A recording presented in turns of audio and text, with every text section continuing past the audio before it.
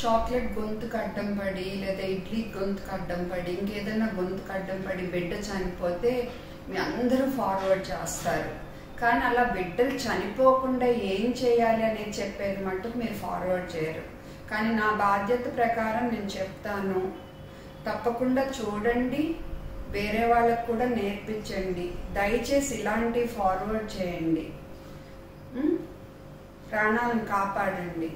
ఏ బిడ్డ గొంతుకి ఏదైనా అడ్డం పడి చనిపోకూడదు. మన ప్రయత్నం మనం చేయాలి.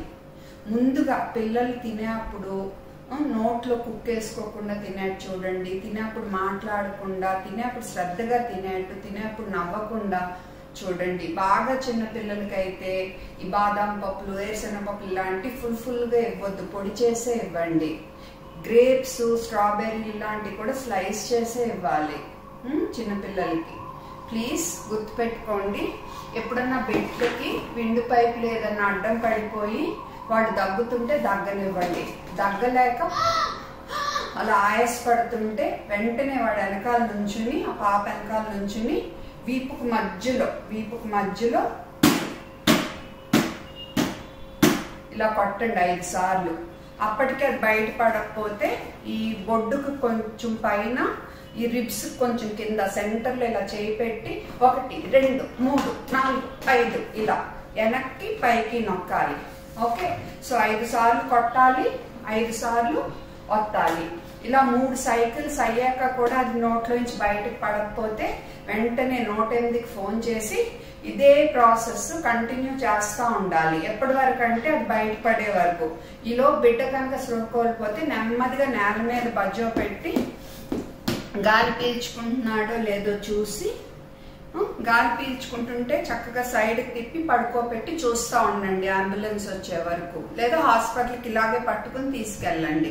ఒకవేళ గాలి పీల్చుకోపోతుంటే మనం సిపిఆర్ ఇవ్వాలి. ఓకే, ఈలోపు అంబులెన్స్ వస్తే వాళ్ళు చూసుకుంటారు. తర్వాత అదే చంటి బిడ్డ అనుకో, ఇంకా నుంచోని బిడ్డ అనుకో, ఇలా పట్టుకుని మెడ పట్టుకోకూడదు, ఇలా పట్టుకుని ఇలా కొట్టాలి మనము. వాళ్ళు దగ్గలేక ఆయాస పడుతుంటే అది బయటకు వచ్చిందో లేదో మధ్యలో చూసుకోండి. బయటికి రాకపోతే నిపుల్స్కి మధ్యలో కొంచెం కింద 1 2 3 4 5 ఇలాగా 5 సార్లు ఇలా కొట్టడం, 5 సార్లు వత్తటం.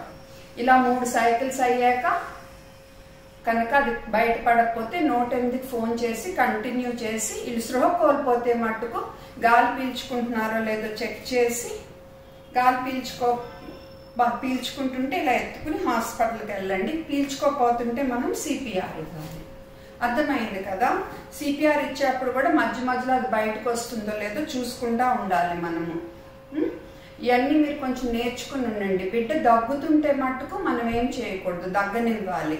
అండ్ బిడ్డ చేతిలో జారిపోకుండా జాగ్రత్తగా చూసుకోవాలి. ప్లీజ్ నేర్చుకోండి. ఒక్క ప్రాణం కూడా పోకూడదు మనకిది, మనం టైంకి చేయకపోవటం వల్ల ఫస్ట్ ఎయిడ్.